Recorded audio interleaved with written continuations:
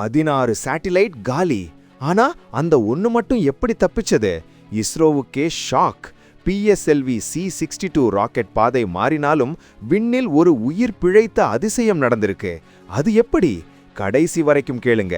கடந்த திங்கட்கிழமை ஜனவரி 12, 2026 ஸ்ரீஹரிகோட்டால இருந்து 44 மீட்டர் உயரத்துல PSLV C-62 ராக்கெட் கம்பீரமா விண்ணில் பாய்ந்தது. ஆனா மூன்றாவது கட்டத்துல ஒரு எதிர்பாராத ட்விஸ்ட். ராக்கெட் திடீர்னு தன்னோட பாதையை விட்டு விலகிடுச்சு. 16 சேட்டிலைட்டும் காலின்னு எல்லாரும் பதர்னாங்க. DRDOவோட EOS-1 உட்பட எல்லா சேட்டிலைட்டும் காணாம போச்சுன்னு நினைச்சப்போதான் ஸ்பெயின் நாட்டுல இருந்து ஒரு சிக்னல் வருது.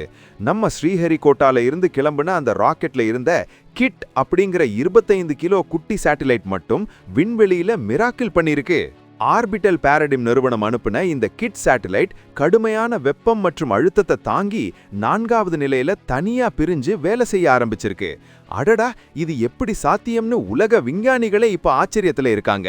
பசிபிக் கடல்ல விழுந்திருக்க வேண்டிய அந்த குட்டி சேட்டிலைட் இப்போ விண்ணுல இருந்து நமக்கு டேட்டா அனுப்பிட்டு இருக்கு.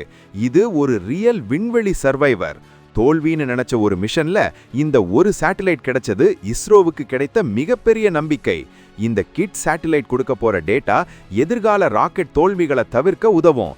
நீங்க சொல்லுங்க, இது வெறும் அதிர்ஷ்டமா இல்ல ஸ்பெயின் நாட்டோட அட்வான்ஸ்டு டெக்னாலஜியா? இந்த ஆச்சரியமான விஷயத்தை ஷேர் பண்ணிட்டு மறக்காம சப்ஸ்கிரைப் பண்ணுங்க. 16 சேட்டிலைட் காலியானப்போ